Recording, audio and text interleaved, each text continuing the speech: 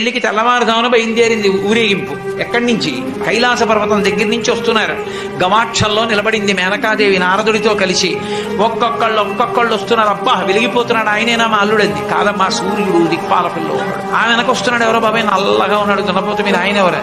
మీ అల్లుడు కాదు, బెంగపెట్టుకో, యమధర్మరాజు గారు. ఆ వెనకాతలబ్బా చల్లగా ఎంత బాగున్నాడో, ఎవరు? చంద్రుడు, మీ అల్లుడు కాదు. ఈయనెవరోనయ్యో చాలా అందంగా ఉన్నాడు, ఎర్రగా ఉన్నాడు, కాంతులీనుతున్నాడు. బ్రహ్మగారు. మీ అల్లుడి దగ్గర పురోహితుడమ్మా, పెళ్లి చేయడానికి వచ్చే బ్రహ్మగారు ఆయన మీ అల్లుడు కాదు. ఓ అలాగా, ఇతను ఎవరో నీలమేఘశ్యాముడు, చాలా అందంగా ఉన్నాడు. శాంతాకారం భుజగచైనం పద్మనాభం సురేశం. అమ్మా, ఆయనకి మీ అల్లుడికి భేదం చెప్పకూడదు కానీ ప్రస్తుతం మీ అల్లుడు కాడు.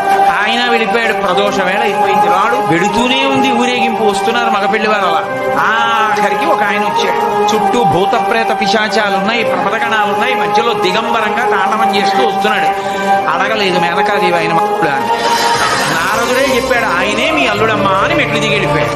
ఈవిడ గబగబా మెట్లు దిగి తిన్నగా పార్వతీ దగ్గరికి వెళ్ళింది. నిన్ను చంపి నేను చచ్చిపోతా, వాడా దొరికాడు నీకు కనుక తపస్సోట అడలుడేమిటే అని అమ్మగారు వచ్చారు, విష్ణు వచ్చారు. ఎంత నచ్చ చెప్తే మాత్రం ఆవిడ వింటుంది? ఆవిడ వినలేదు.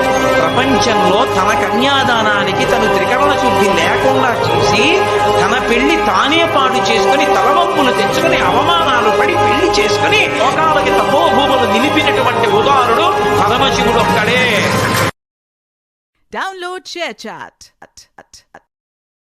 Download ShareChat.